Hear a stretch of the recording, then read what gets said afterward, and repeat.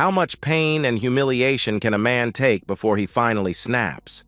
I guess if you asked 50 different men, you'd probably get 50 different answers.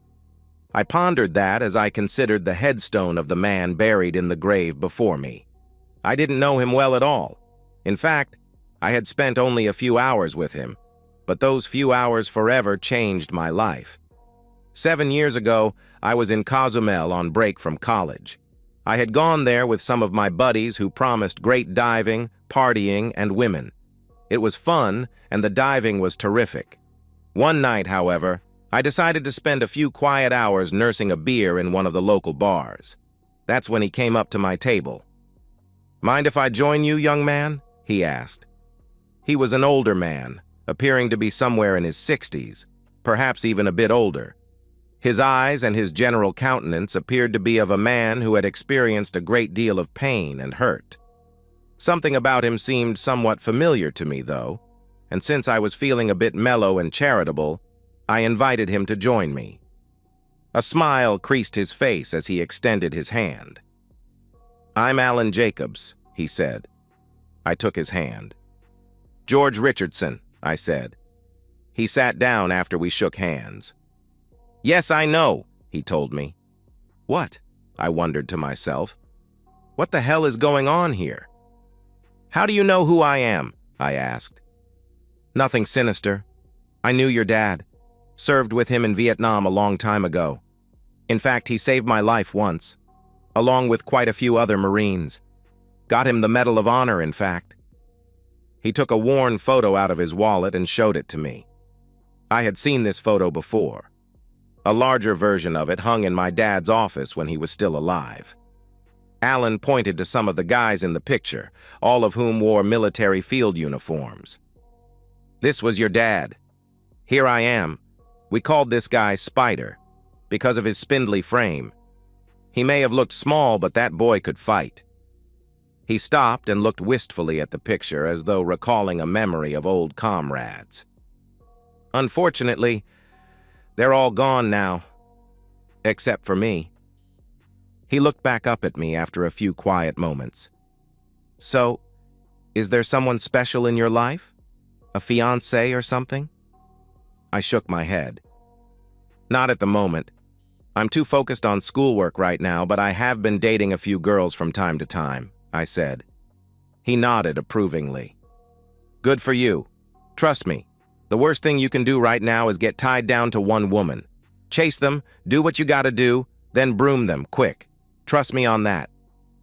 "You sound a little bitter. Are you married?" He snorted. "Technically I am, but it's a joke. Has been for years. I've given that woman the best years of my life, been faithful to her, adored and cherished her, and how does she repay me? By tricking me, cutting me off, holding me, and humiliating me every chance she gets." Wow, I thought. This is one bitter dude. "Want to hear the story?" he asked. What the hell, I thought. This could be interesting. "Sure," I replied. He told me the story of how he and his wife, Maggie, liked to go scuba diving in Mexico and other places on a whim. Something to break up the stress of the job. He told me how his wife, while somewhat frigid for years, was a very beautiful woman. From what Alan said, things went off the rails 2 years ago when they came down here to Cozumel. Apparently, there was some guy from Spain who managed to work himself into their relationship, obviously looking to bed his wife, and he was a cocky piece of work at that. Can you imagine the gall? He looked right at me and said he was going to be with my wife, and I would watch it. Can you believe that? He even showed me where it was going to happen and described what my wife would do before she met up with him. Get this, she did exactly what he said. Damn it, it was as though they scripted it all out and planned it well in advance. So here was my frigid 46-year-old wife, the woman who refused me any action at all, shaving her private part, on his order no less, and going out commando like some teenage woman on spring break. What the hell is that? Yeah, I should have stopped her, but I didn't. Hell, I thought she'd shut him down just like she shut down everyone else, including me. But no, she went through with it. And what did I do? What real choice did I have?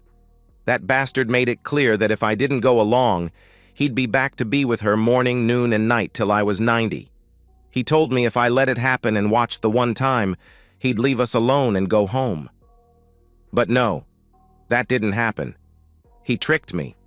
They both tricked me. That was the first day. From then on, he and my wife proceeded to humiliate me every chance they could get. I'm not gonna lie to you, son. At first it was a bit exciting, even though it frustrated me. I thought that maybe she might eventually give him up and open herself up to me a bit. But it never happened. And it all got old, real fast. And there doesn't seem to be any end to it. Why don't you just dump the cheating woman? I asked. Kick her to the curb, divorce her, and be done with it. 2 words. No, fault. You know what that means? I shook my head no. That basically means she gets damn near everything. The house, half of the savings, half of the retirement, and a huge chunk of my salary. In other words, she'd get to live in the house I built, get half of my money, and I'd have to pay for her to live there and keep on being with her boyfriend, while I get to live in a piece of old apartment eating pork and beans. Oh yeah, I've talked to a bunch of attorneys, and that's the way it is. At my age and in my condition, I'd never survive. What do you mean? I asked. A few months after all this started, I had a heart attack. It happened during one of their moments that she insisted I watch. You know they wouldn't even stop long enough to call the ambulance? You know what she said?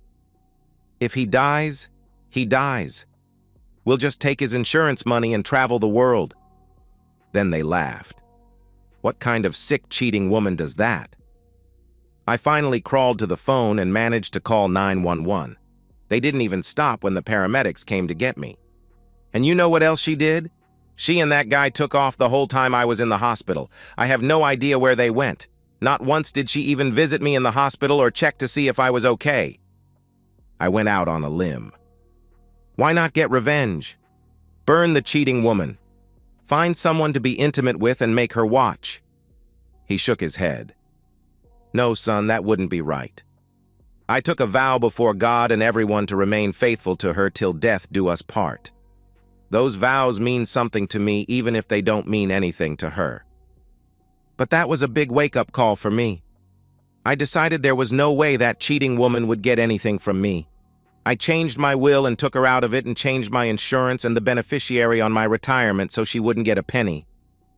Then about 4 months ago, I was diagnosed with an inoperable brain tumor.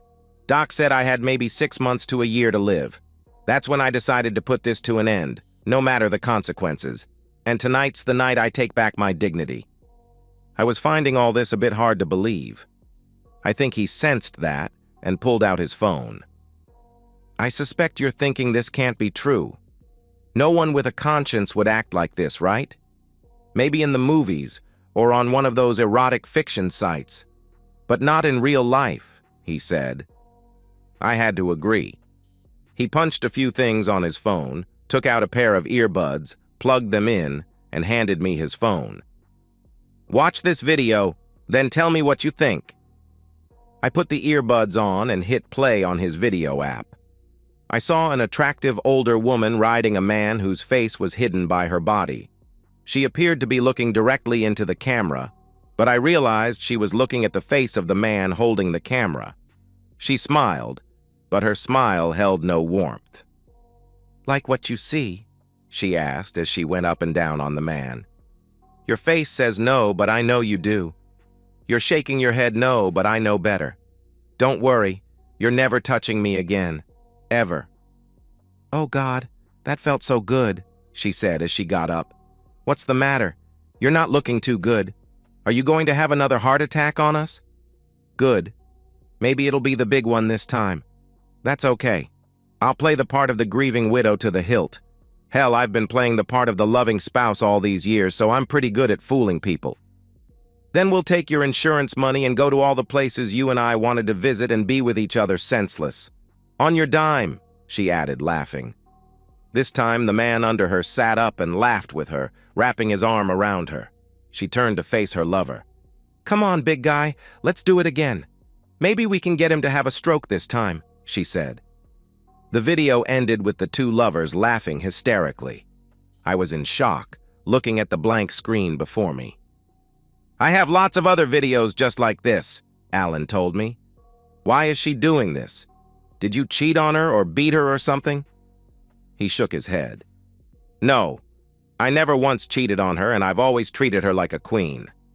I did ask her once, though. Check this out," he added, taking the phone and pulling up another video. The second video showed his wife's back as he addressed her. "Why are you doing this to us? To me?" I heard him ask in the video. "I've never cheated on you, and you have to admit I treat you very well. I just want to know why you're tearing my heart out like this. I don't understand." She sighed and turned around to face him, obviously put out by his questioning. "Look, you just don't do it for me, okay? I know you've never cheated on me, and yes, you treat me very well. You're a great provider. I just need him, and yours doesn't turn me on anymore. It hasn't been for a long time. So just go along and things will be just fine. Maybe in a few years I'll get tired of him and we can retire and laugh about it in our old age. Let me just have this, okay?" "No, Mags, you may laugh, but I won't. I promise you, this won't end well. At all," Alan said in the video. "Damn it, don't you even think of getting a divorce because I'll destroy you. Then I'll take everything you have and I'll keep right on being with him, and you'll get to foot the bill. Got it?" The video faded to black, leaving me dumbfounded. How could someone be so cruel? "You have enough right here to destroy her," I said. He smiled. "Now you're starting to get the idea. Yes, these videos could destroy her, and that's exactly what I'm going to do. Tonight's just the beginning of their destruction, but I need help to make it happen. Will you help me, George?" I was tempted, but still needed one question answered. "Why me? Surely you could get any number of people to help you." Alan nodded his head. "You're right, I could. The truth is, George, you're the closest thing to a son I have. You see, my wife denied me children and claimed they would get in the way of her career. When I'm gone, that's it. My family tree is done. There are no children, no survivors, nothing. There's more. Let me ask you, how many C students do you know get $1 million scholarship to an Ivy League school?" He had me at that. I was a bit lazy in high school, much to my parents' chagrin, and was really surprised when I was told I got a huge scholarship from a private foundation supposedly set up to help the families of Vietnam veterans. And it was unlike any scholarship I ever heard of. Not only did it pay tuition, books, and lodging, but it also gave me extra spending cash for trips, a car, whatever I needed, up to a limit, of course. The thing is, I never lacked anything. After getting that scholarship, I promised my mother I'd focus on my studies, and so far I have. Your father and I stayed in touch after the war. We talked and sent letters and emails. I've met your mother a few times as well. You and I have met also, but you probably don't remember since you were just a baby. When your dad was in the hospital the last time, I visited him. I promised that I would make sure his wife and son would be well taken care of. You see, his medical condition nearly wiped your family out financially. So I set up a private foundation that paid all of his medical expenses. It also set up $1 million trust for your mother and $1 million scholarship for you. I figured it was the least I could do for the man who saved my life in Vietnam. Lately, though, there are times I wish he'd have let me die over there. So I'm asking, George, will you help me do this? Will you help me reclaim some part of my dignity and my manhood? Tonight is the last you or anyone will ever see of me. So think of it as the last wish of a dying man. And I want my life, such as it is, to count for something. I thought hard about what he just said. Is there some other way? I asked. You can take this to an attorney, sue her for mental cruelty, go after her job. Something. Alan shook his head. No, George, it's too late. I'm a dead man walking. In a month or so, I'll probably be in a hospital bed for the last time. And there's no way in hell I'm dying like that, a shriveled-up old man. And there's no way I'm putting myself in a situation where she'll have any say over my final affairs. Are you sure your plan will work? I asked. He smiled. Oh, yes. You see, I have the element of surprise. They're expecting a beaten-down, dejected old man. They'll have no idea the storm that's about to hit them, he said. You're not going to kill her, are you? I asked. No, I want her to live a long time, and I want her to remember this night for the rest of her miserable life, and I want her to face the shame of what she did to me, to us. Believe me, she's going to have a lot of explaining to do to a lot of people. What exactly would I have to do? I asked. I was hoping he wouldn't ask me to hurt or kill someone. Not much. Just video the encounter. Send it out by email, then hand her an envelope, he said.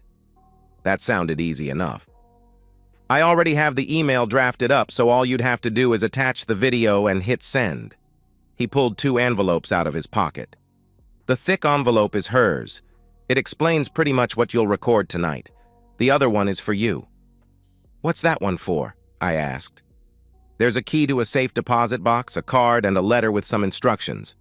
After we finish tonight, you'll need to call my attorney. He's expecting your call and he'll explain it all to you.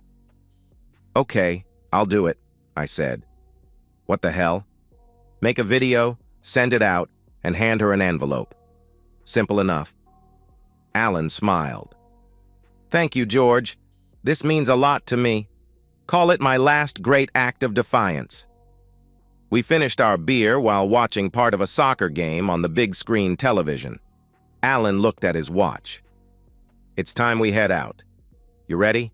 He asked. I indicated that I was, and we left the bar. I had no idea where we were going, so I followed his lead. He was mostly silent, but did give me a bit of advice. Someday, George, you're going to meet a woman and fall in love. I know I told you earlier to do your thing quick and broom them fast, but the fact is you will fall in love. It happens to us all. Just do yourself a favor before you marry her, though. What's that? I asked. Check her out, closely. Observe her mother. Watch how she treats her husband, because that's probably what you'll have to look forward to. But don't marry until she signs a prenuptial agreement. Protect yourself. And don't let your relationship get like mine. Always put her first and love her with everything you have, but take the initiative at the first sign of trouble, he said. Sounded like good advice to me. We finally arrived at what appeared to be our destination. There were 2 people waiting for Alan, the woman I saw in the video sitting down on an outdoor staircase, and a tall man next to her. Alan stopped and looked at me. This is it. Showtime. You have my phone, so please start recording about the time I approach them. And remember, some of what you're going to see could be disturbing. Look, Alan, I began. I'm sorry about all of this. I barely know you, but I think you would have made a great dad. He smiled as he put his hand on my shoulder. George, you're the spitting image of your dad, and I know he'd be damn proud of you right now. I remembered something my dad used to say sometimes. I plugged in the earbuds so I could hear what was being said and supported his phone so I would have a clear and stable video. I zoomed in a bit so I could see the picture a little bit better. The couple at the staircase reacted when they saw Alan approach. Neither of them saw me. The man stood a bit taller and smirked as he began to speak. I wanted to knock that smirk right off his face. Well, looks like the cuck finally made it, he said as the woman smiled. I was surprised at the clarity and quality of the sound. I'm here, Alan said. Let's get this over with. Not so fast, the smirking man said, as he pulled out a bottle of what appeared to be champagne and 3 flutes. He poured the sparkling liquid and handed one to the woman, who accepted it with a smile. He set a second glass down and offered the third to Alan. Let's drink a toast before we begin, shall we? The smirking man said. After all, this is the 2nd anniversary of our relationship, yes? It was 2 years ago today that I first slept with your wife, right here on these very steps, wasn't it? Alan wasn't amused. He kept his hands to his sides and said nothing. Oh, come now, Alan, the woman said. Don't be a stick in the mud. This is a special day for us all, isn't it? Don't you want to celebrate with us? Maybe have a little reenactment? I'm wearing the same dress I wore that first night. Don't you like it? We'll enjoy a little toast, then you can watch him with me just like we did that first night. I'm so excited just thinking about it. Then afterward, you can just sit and watch us all night long. It'll be so much fun." Alan reached behind his back and pulled a gun he had hidden in his belt. He took a solid shooting stance, holding the pistol with both hands the way my dad had taught me so many years ago. The smirk left the other man's face as he realized the pistol was aimed at his head. "Well, it looks like your man has finally grown a set of balls," he said. "What are you going to do? Are you going to shoot me?" He laughed and the woman joined him. "This ends now," Alan said with conviction. "And yes, I'm going to blow your brains out." "Well then, I guess I had better prepare to meet my maker," the man said sarcastically, his arms wide. "Shut up and don't move," Alan said, cocking the pistol. The man's face changed as he realized Alan was serious. The woman's tone also changed. "Alan, please don't do anything stupid," she said. "Look, you don't have to watch us, okay? Just go away and we'll celebrate without you. It won't be as much fun, though, without you here for us to humiliate." "Shut up, cheating woman. I'll deal with you next." Her eyes widened in shock. Alan had never spoken to her like this before. "Alan, look, we don't have to resort to violence. This isn't necessary. You're not going to shoot me or anyone else, and you know it.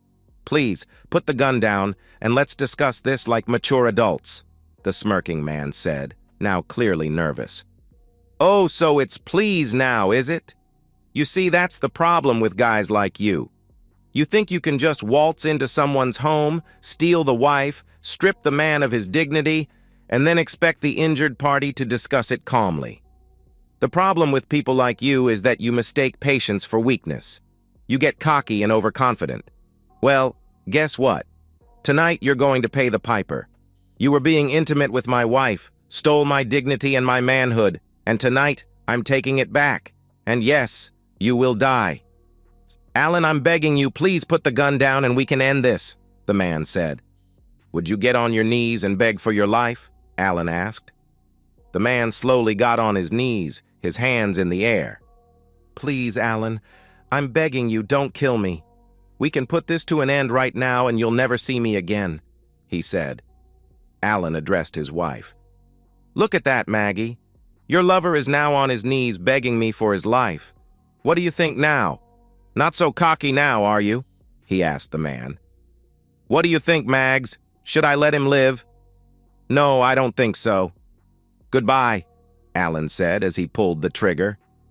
The man's eyes grew wide at Alan's last statement, but he had no time to respond as the .45 caliber hollow point bullet struck him directly in the forehead and exited out the back, taking about half of the man's brains and cranium. He fell backward, a pool of blood soaking the ground. Maggie screamed and covered her ears. Alan shifted and pointed the gun at her. "Shut up," he yelled. "Just shut up." Maggie stopped screaming, but her makeup began running as tears poured out of her eyes. "You murdered him," she yelled. "Yes, I did. But you and your lover murdered me 2 years ago, and you've been driving a stake through my heart every day since then. So I guess that makes it even. Now it's your turn to feel pain." "Please, Alan, don't kill me," she sobbed. "I'm sorry I hurt you like that. Really, I am." "No, Mags, you're not sorry. Not at all. And don't worry, I'm not going to kill you," Alan said, a twisted smile forming on his face. "Not that I haven't thought about it. Oh yeah, I actually considered killing you 100 times, and I could have done it too. But I figured that would be too good for you. Now, I want you to live to be 100, and I want every day to be a reminder of what you did. That's right. You are directly responsible for the deaths of 2 men, one being your lover, and the other being the man who loved you exclusively for 17 years. And by the way, Mags, I'm dying.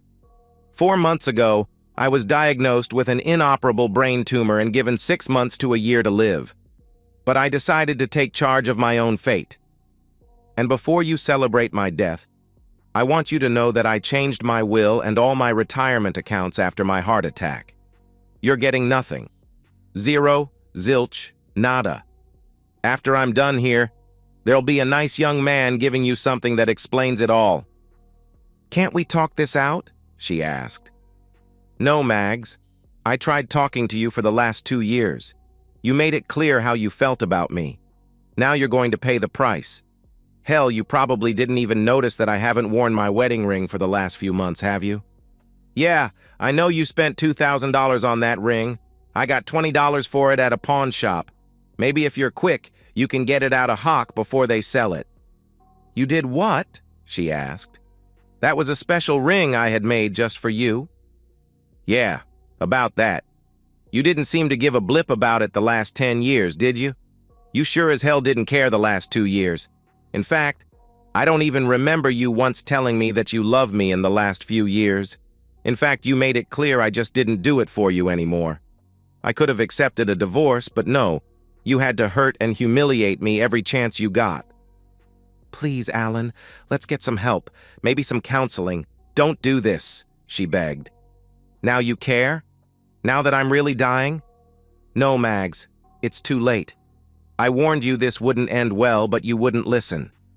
Oh, and by the way, you might want to prepare yourself to get a ton of calls after I'm done. You see, this is all being recorded and will be sent by email to everyone you know. Your friends, family, everyone you work with, even a bunch of media contacts. No, please, let's start over, please. I've learned my lesson, she cried. Too little, too late, Mags. Goodbye. With that, Alan put the gun in his mouth and pulled the trigger. The top of his head flew off, spraying blood and gray matter everywhere. Maggie screamed hysterically. No! Please, Alan, no! Don't die, please! Come back to me, Alan, please, please, please! I'm sorry, Alan, really I am! Alan, please! I didn't mean it, I really do love you! I stopped the video, saved it, then pulled up the email draft, attached it, and hit send. I waited until I saw the notification that the email had been sent and turned the phone off.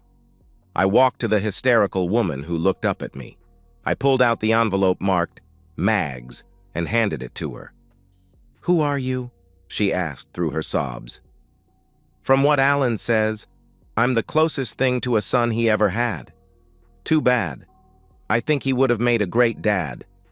Good luck, I said. I heard the sound of sirens and left as quickly as I could.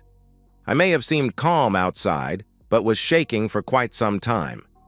I had, after all, just witnessed one man's murder and another man commit suicide in the most violent way imaginable. It took me some time before I could keep it together long enough to place a couple of calls. The first call was to my buddies, telling them I had to leave early in the morning. They took it well, but asked if I was all right. I promised to tell them about it sometime.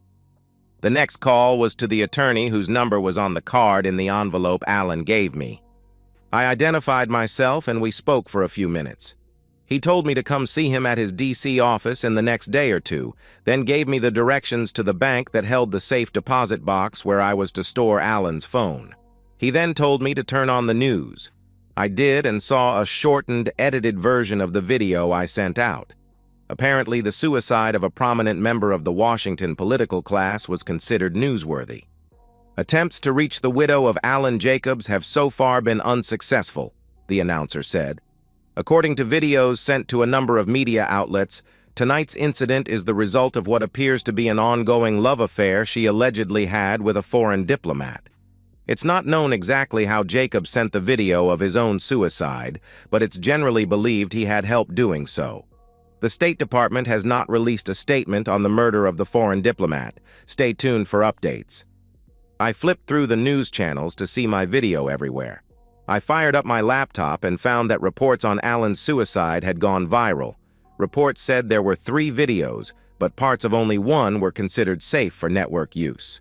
At least one of the other 2 videos, the articles said, were pornographic in nature and showed Mrs. Jacobs engaging in sexual activity with the foreign diplomat. The next day, I returned to the States and made my way to the attorney I had spoken to earlier. He informed me that Alan had changed his will some time ago, making me the sole beneficiary of his entire estate, except for his house, which he had given to a non-profit group so it could be turned into a shelter for homeless veterans. After taxes and fees, he said, I would receive about $10 million. A few days later, I was at Arlington National Cemetery, attending Alan's funeral. Mrs. Jacobs was there as well, playing the role of the grieving widow, but no one paid her any attention. She sobbed as a Marine in dress blues handed her the flag that was draped over his coffin. The reading of Alan's will went about the same. She tried contesting the will, but withdrew her objection after Alan's attorney suggested some of the more salacious videos of her with her lover would be used against her and thus become public record. After the meeting, she came over to me. "I hope you're happy. I lost everything." I couldn't believe my ears. "You didn't lose anything. You threw it away. To be precise, you deliberately threw it away. Now you're getting what you deserve." I left her standing there and went back to school, where I became more determined than ever to do my best. I wanted to be the kind of man that would make both Alan and my dad proud. At the same time, I kept a loose tab on Maggie Jacobs and caught an interview with her on one of those daytime talk shows for women. She tried to play the victim, claiming abuse and infidelity, and 3 of the co-hosts went along. But one of the hosts had apparently seen all 3 videos and began to politely confront her with her own words. Maggie denied ever saying what the host recalled, so she played the video where she admitted that Alan had never abused her or cheated on her. "And isn't it true that you refused to call 911 when your husband was having a heart attack? From what I understand, you and your lover kept right on having intimacy even as your husband was dying. How do you respond to that?" Naturally, that pretty much ended the interview, and Maggie left the set in tears, having been confronted by her own words and actions. To my knowledge, she never appeared on any other program. Then an article appeared a few months later that said she was found dead in her apartment, the apparent victim of suicide. According to the report, she had been placed on paid administrative leave following Alan's suicide. The man she was screwing turned out to be more than just a foreign diplomat. Several intelligence operatives had apparently connected him to ISIS, and there were those who believed Maggie had passed on sensitive information. Unable to deal with the result of her own actions, she took an overdose of pills, followed by a significant amount of alcohol. Officers who discovered her body said she was wearing her wedding dress and was holding her wedding photo to her breast. A note on her nightstand simply read, "Please forgive me." I followed Alan's advice where women were concerned. I dated quite a few, did what I set out to do, and moved on. I fell in love a time or two, but changed my mind after I met their parents. Then I met Karen. We dated for a long time, and I found myself falling in love with her. She invited me to meet her parents over the holiday, and I was struck by the way they interacted with each other. Although married for 30 years, they acted like teenagers, constantly sneaking hugs and kisses. It was obvious they truly loved one another. More than once, Karen suggested they get a room. "How do you think you got here?" her mom said, laughing. By the end of the trip, my mind was made up. Her father spoke to me privately before we left. "You seem like a really nice guy, George, and I see how my daughter looks at you. Tell me the truth. Do you love her? I mean, really love her?" he asked. "Yes, sir, I do," I told him. It was true. I did love Karen, very much. "Do you love her enough to spend the rest of your life with her?" he asked. That was the $64,000 question. "I believe I do," I told him. "Good, because if you ever hurt my little girl, you'll have us to answer to." I considered what he said and carefully formulated my response. I realized he was only looking out for his daughter, and I respected that. "Sir, I know firsthand what can happen when a marriage breaks down. I've personally seen the pain it can cause, and I swear to you that I would never, ever do anything to hurt her. Someday, I'll tell you my story, and I hope you'll understand." I'm not sure if it was the expression on my face or the tear struggling to escape my eye, but he seemed to understand and shook his head. "Okay, George, that's good enough for now, and I'm going to hold you to that." Karen and I married after I graduated from law school. At her father's insistence, we signed a prenuptial agreement to protect both our assets. In addition to my $10 million, Karen had inherited a large sum of money from her grandparents, and we all agreed it was for the best. She and her parents seemed confused when I told them of my plan to join the Marines and become a JAG officer, a military attorney. They had assumed I would be accepting a high-paying job with one of the many prominent law firms that tried to recruit me. That's when I told them of my dad and Alan. "Oh my God, that's so sad," Karen said. I played them the video I took that night in Cozumel. Although Alan's phone was still in storage, I was one of the 1,000+ recipients of the email sent out that night. "You were the one who took that video?" I wondered how he got that video to the media so fast. "Didn't anyone ever question you?" No, I guess the authorities figured it didn't really matter. And now, with Mrs. Jacobs dead, the case is closed. I've got lots of videos that he took, but it's not something for the squeamish. I looked at Karen's father. "Now you know why I'll never do anything to hurt your little girl. And I assure you, if there are any problems, I'll take the initiative and get them fixed before they get out of hand." He understood, giving me a manly hug. "I believe you, son. And thanks for sharing that with us. It had to be painful to witness that." About a year later, Karen gave birth to a boy. She asked me what I would like to name him, and I said, "Michael Allen Richardson, after the two bravest men I've ever known." Michael was my father's first name, and you already know who Alan is. "I like it. Michael Allen it is," she replied. And here we are, at Arlington National Cemetery, in front of Alan's grave. I know there are some who, upon hearing this story, will think Alan was a gutless wimp for taking his wife's crap for so long. I know there are some who would question why he put up with the humiliation as long as he did. I'm one of them. Maybe he was a bit wimpy for a time. Maybe he thought the love they once had would win out in the end. Who knows? Maybe he thought she would come to her senses after a while. I chose not to judge the man since I wasn't there. What I do know for a fact is what I witnessed that day in Cozumel.